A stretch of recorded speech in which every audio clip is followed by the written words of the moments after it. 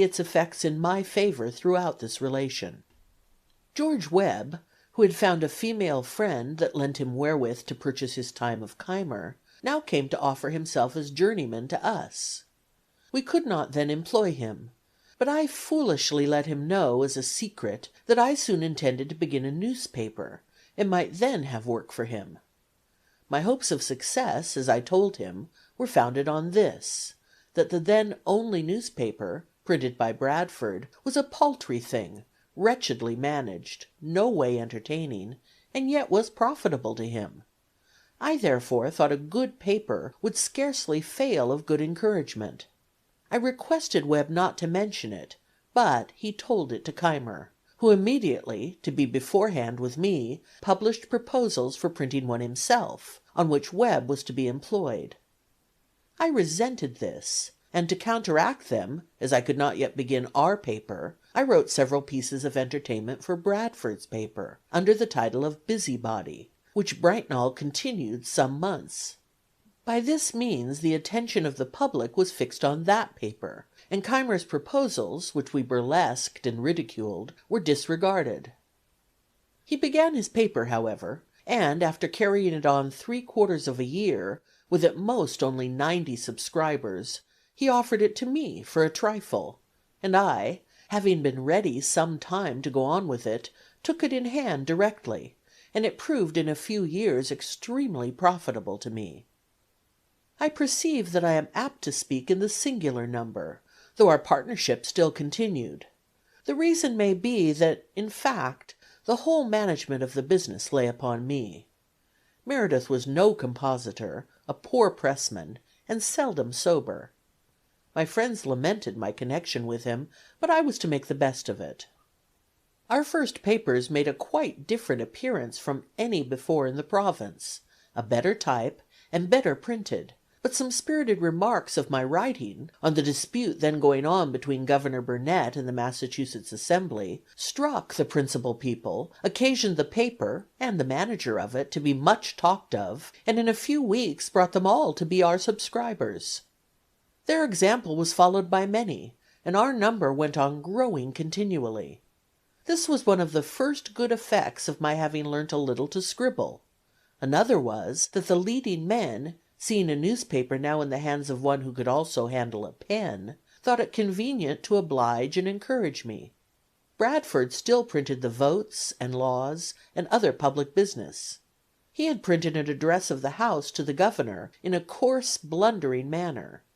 We reprinted it elegantly and correctly, and sent one to every member. They were sensible of the difference; it strengthened the hands of our friends in the House, and they voted us their printers for the year ensuing.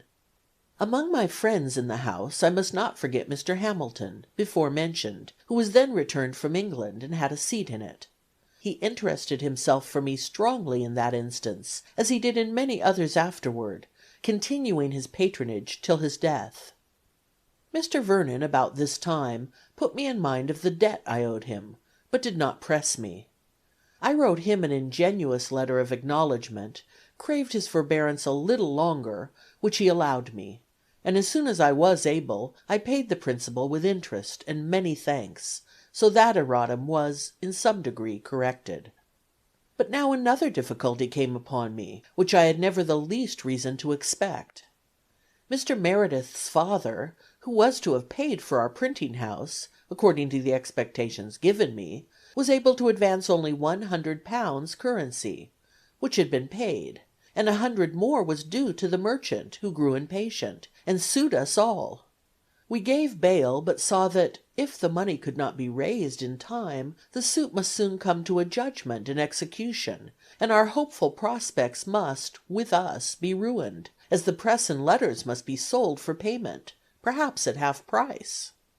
In this distress, 2 true friends, whose kindness I have never forgotten, nor ever shall forget while I can remember anything, came to me separately, unknown to each other, and without any application from me, offering each of them to advance me all the money that should be necessary to enable me to take the whole business upon myself, if that should be practicable; but they did not like my continuing the partnership with Meredith, who, as they said, was often seen drunk in the streets and playing at low games in alehouses, much to our discredit.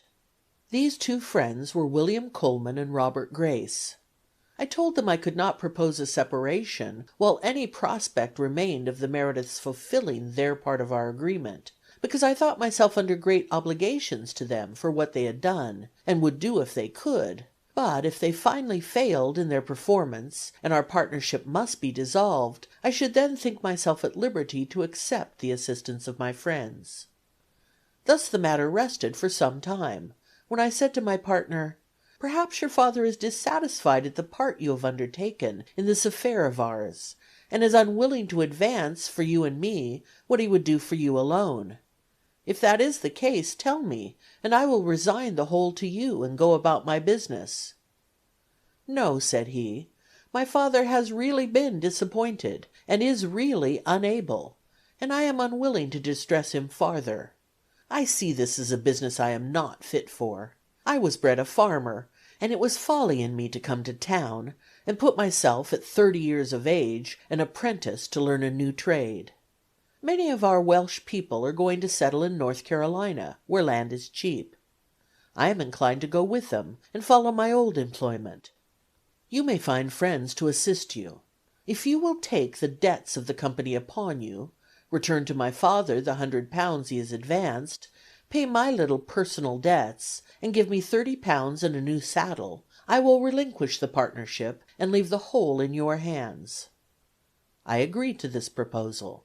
It was drawn up in writing, signed, and sealed immediately. I gave him what he demanded, and he went soon after to Carolina, from whence he sent me the next year 2 long letters, containing the best account that had been given of that country, the climate, the soil, husbandry, etc., for in those matters he was very judicious. I printed them in the papers, and they gave great satisfaction to the public. As soon as he was gone, I recurred to my two friends, and because I would not give an unkind preference to either, I took half of what each had offered and I wanted of one, and half of the other, paid off the company's debts, and went on with the business in my own name, advertising that the partnership was dissolved. I think this was in or about the year 1729. Chapter 7